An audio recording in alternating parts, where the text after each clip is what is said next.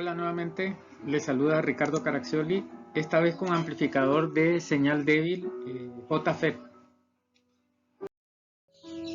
Bien, para poder explicar este tema de los amplificadores en pequeña señal o señal débil con JFET, voy a utilizar una polarización en específico. Utilizaré la autopolarización, que es esta que podemos ver en la figura. Esta tiene dos versiones, una que lleva el capacitor CS o que incluye el capacitor CS y otra que no lo incluye, ¿verdad? Nosotros en este ejemplo veremos este en específico que contiene el capacitor CS. Lo primero que debemos saber cuando estudiamos un JFET es la ecuación de Shockley. La ecuación de Shockley nos dice la relación que existe entre el voltaje puerta surtidor y la corriente de drenaje. Ahí podemos ver bastantes variables, sin embargo debo decir que estas dos, IDSS y BP, nos las da el fabricante. Esta nos las da la hoja de datos, ¿no?, del fabricante. Por lo tanto, aquí lo que tenemos es una corriente de drenaje que es función del voltaje puerta surtidor. Sabiendo la ecuación de Shockley pasaremos al análisis DC. Como ya hemos visto anteriormente cuando estudiamos el BJT, en el análisis DC pues nosotros hacemos que los capacitores desaparezcan, ya que decimos que superaron el estado transitorio y por lo tanto están cargados. Entonces podemos decir que en DC los capacitores no existen y solo nos quedarían las resistencias y el JFET, como vemos en la figura.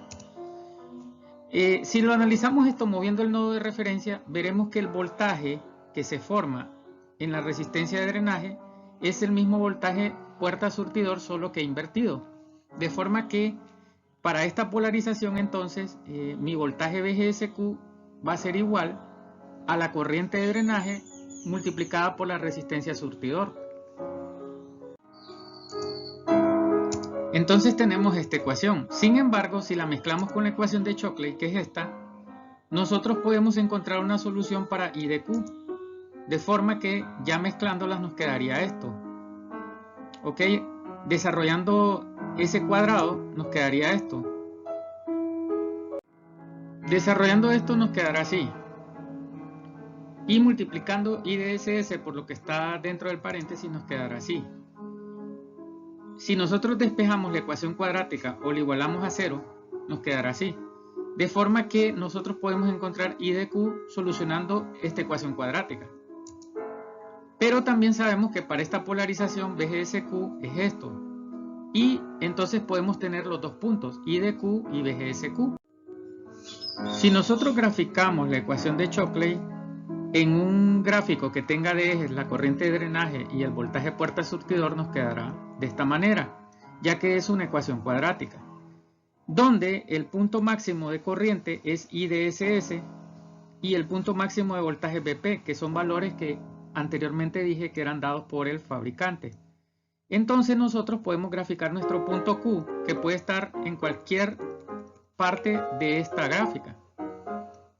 Por ejemplo, para dar un valor lo pondré ahí, que fue el resultado de haber encontrado VGSQ y IDSQ. Y este será el punto de operación del JFET. Sin embargo, esto también se puede resolver por un método gráfico. Si nosotros graficamos la ecuación de Shockley al mismo tiempo que la ecuación que nos da la polarización del JFET, que en este caso es un gráfico de la corriente de drenaje versus el voltaje puerta surtidor, y donde podemos ver que el máximo valor de ID es IDSS, que es el valor dado por el fabricante, igual BP es el máximo valor de VGS, que también es un valor dado por el fabricante. Entonces la intercepción de esos dos gráficos, que serían el gráfico de la polarización con el gráfico de Shockley, entonces será el punto de operación o punto Q. Lo malo de este método es que es impreciso, ya que tenemos que hacerlo en papel cuadrícula o utilizar alguna metodología o herramientas informáticas para encontrar con un poco de precisión ese punto de operación. Una vez obteniendo los puntos de polarización de I de Q y BGSQ, pues pasamos al análisis AC. Lo primero que encontramos es la transconductancia. La transconductancia se define con esta fórmula. Esta es la relación que hay entre la variación de la corriente de drenaje con respecto a las variaciones del voltaje puerta-surtidor. O sea, ¿qué tanto varía esa corriente de drenaje con respecto al voltaje puerta-surtidor? La relación entre los dos es la transconductancia. Por eso es conductancia, porque es corriente entre voltaje. En algunos libros esta se presenta en dos partes, pero al final es una sola ecuación.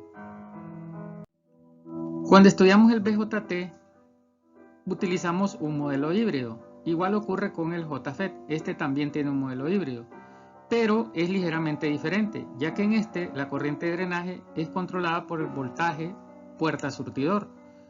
Y ya que la corriente de puerta es demasiado pequeña como para considerarla, nuestro equivalente nos quedará así. Notamos que en la puerta no hay nada más que el voltaje VGS y que la corriente de drenaje es la transconductancia multiplicada por VGS. Y aquí aparece un valor de RD minúscula que no se debe confundir con la resistencia de drenaje. Este es un valor dado por el fabricante, o sea que nos lo dará la hoja de datos.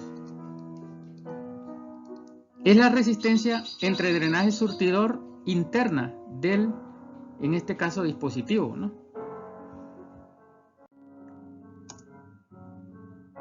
Muchas veces esa resistencia RD es demasiado grande como para considerarla, o sea, tiende al infinito. Por lo tanto, nuestro modelo híbrido simplificado podrá quedar así. Entonces, para este amplificador, podemos decir que al sustituir el modelo híbrido, nos quedará de esta forma. ¿Okay? Ya que utilizamos el teorema de superposición y este BDD, pues, lo mandamos a tierra, ¿no? Igual, los capacitores son un cortocircuito en AC y al sustituir el modelo híbrido que habíamos mencionado, nos queda de esta forma. Podemos decir entonces que mi voltaje de salida VO es la transconductancia por el voltaje de entrada por la resistencia de drenaje aplicando leyes de Kirchhoff, ¿no? Y ley de Ohm. Y el valor negativo es porque esta corriente de drenaje va en contra de la polaridad de VO, ¿verdad? Y lo que significa es que mi señal se invierte. Si despejamos para la ganancia de voltaje nos quedará así. Entonces, para este amplificador la ganancia de voltaje simplemente será negativo de la transconductancia por la resistencia de drenaje. Entonces, para nuestro amplificador en AC nos queda que la ganancia de voltaje es esto. Pero necesitamos también saber cuánto es la impedancia de entrada. Para este la impedancia de entrada es igual a RG. Y también necesitamos la impedancia de salida, que será igual a RD para este amplificador. Entonces tenemos los tres elementos más importantes para poder estudiar estos sistemas. Sin embargo, nosotros, si bien es cierto, hicimos un ejemplo con una sola polarización, podemos analizar otras polarizaciones. Una de estas polarizaciones es la polarización fija, la cual no es muy práctica. Aquí podemos ver su análisis DC y cómo encontrar el punto de operación. Esta polarización fija ya como amplificador podemos verla acá y como les digo no es muy práctica ya que esta requiere de un voltaje negativo en la puerta, lo cual sería difícil de hacer electrónicamente, aunque no imposible. Esta más que todo se estudia en laboratorio y aquí podemos ver la impedancia de entrada, la impedancia de salida y la ganancia de voltaje para esta y algunas limitantes que hay que considerar a la hora de aplicar estas fórmulas. Igual también tenemos la autopolarización, aquí podemos verla en esta tabla en DC y las ecuaciones pertinentes, así como los gráficos para obtener el punto de operación. En AC esta nos quedará así. Ojo, esta la estoy poniendo, yo sé que en el ejemplo ya lo hicimos, pero pueden ver acá que esta no incluye el capacitor CS. Por lo tanto, esta sí nos da diferente la impedancia de entrada, la impedancia de salida y la ganancia de voltaje, que en la del ejemplo, ya que esta no incluye el capacitor, como repito. Acá podemos ver la polarización por medio del divisor de voltaje y su respectivo análisis DC, así como el punto de operación. Ya como amplificador, acá podemos ver en esta tabla la impedancia de entrada, la impedancia de salida y la ganancia de voltaje para la polarización por medio de divisor de voltaje utilizando JFET. También notamos que aquí en esta tabla menciona el DMOSFET o MOSFET de empobrecimiento, ¿verdad? Que funciona muy similar a un JFET y lo veremos más adelante. Acá podemos ver el amplificador en compuerta común analizado en DC y su punto de operación. Y acá podemos ver el compuerta común ya analizado en AC, su impedancia de entrada, su impedancia de salida y su ganancia de voltaje. Así como otra polarización extra que es la de fuente seguidor, que podemos verla acá también en esta tabla. Ahora procederemos a hacer un ejemplo para fundamentar lo visto. Para el amplificador determine la ganancia de voltaje, la impedancia de entrada y la impedancia de salida. Y podemos ver que ya nos dan del JFET los datos de la hoja, que son IDSS igual a 8 mA y BP igual a menos 6 voltios. Que este tiene un capacitor de surtidor, el capacitor de entrada y capacitor de salida, resistencia de drenaje, resistencia de surtidor y resistencia de puerta. Si analizamos este amplificador en DC, pues nos quedará la ecuación de Shockley y vamos sustituyendo los valores. Como IDSS es 8 mA y BP es menos 6 voltios, pues nos quedará así. Y reordenado esto, pues cancelando el signo negativo ahí, pues nos queda de esta forma.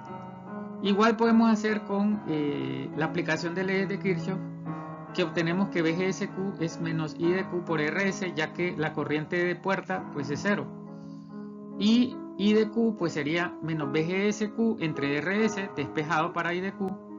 Por lo tanto, ya dándole valores, RS es 1000 ohmios. Entonces IDQ va a ser igual a menos VGSQ entre 1000. Por lo tanto, aquí tenemos dos ecuaciones que nos expresan IDQ versus VGSQ. ¿Okay? Aquí tenemos dos ecuaciones que lo hacen. De estas dos ecuaciones vamos a utilizar el método gráfico para encontrar la intercepción de ambas y el punto de operación. Para ello utilizaré el software Excel. Entonces debo saber los rangos. Por ejemplo, sé que BP va desde menos 6 voltios hasta 0 voltios, ¿no? Y que ID irá de 0 amperios a 8 miliamperios, ¿no? Ok, entonces en esos rangos yo puedo tabular ambas ecuaciones y ver dónde se intersectan. Utilizando Excel y poniendo la fórmula, di valores a VGSQ y encontré las dos columnas IDQ para ambas ecuaciones y me dan esto. Utilicé en este caso de 0.5 en 0.5 voltios, desde 0 hasta 6, que era el rango de VGSQ, y me fueron dando los siguientes resultados, ¿no? Que ya graficados, claro, en esta presentación no explicaré cómo se grafica en Excel, me dan el siguiente gráfico. Y podemos ver aquí que este se intercepta en un punto, que es el punto de operación, que nos va a dar un valor para VGSQ y IDQ. Este valor es aproximadamente 2.6 miliamperios para ID y 2.6 voltios negativos para VGS.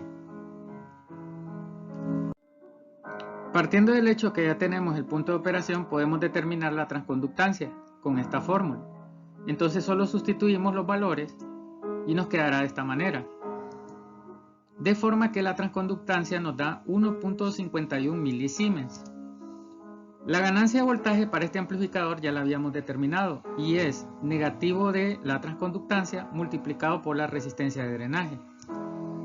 Por lo tanto, la ganancia de voltaje para este amplificador es de negativos 1.51. Notamos que estos amplificadores JFET, o al menos este, no amplifica mucho. Casi 1, o sea, lo que entra casi es lo mismo que lo que sale, solo que invertido, ¿no? En fase. Sin embargo, esta no es la gran ventaja de esto. La gran ventaja de estos es la adaptación de impedancias y el hecho de que la impedancia de entrada es muy grande, en este caso 1 megaohmio, y que la impedancia de salida es 3.3 kiloohmios. O sea que estamos convirtiendo un sistema con una impedancia muy alta a un sistema con una impedancia relativamente más baja que la que entró. Lo cual nos lleva a que podemos modelar el amplificador con el modelo híbrido inverso. De forma que nos quedará de esta manera, ya que ya tenemos los valores de ganancia de voltaje, impedancia de entrada e impedancia de salida. Como referencia para hacer esta presentación utilicé el libro de Robert Boylestad, Electrónica, Teoría de Circuitos y Dispositivos Electrónicos. Bien, sin más que agregar, pues gracias por su atención.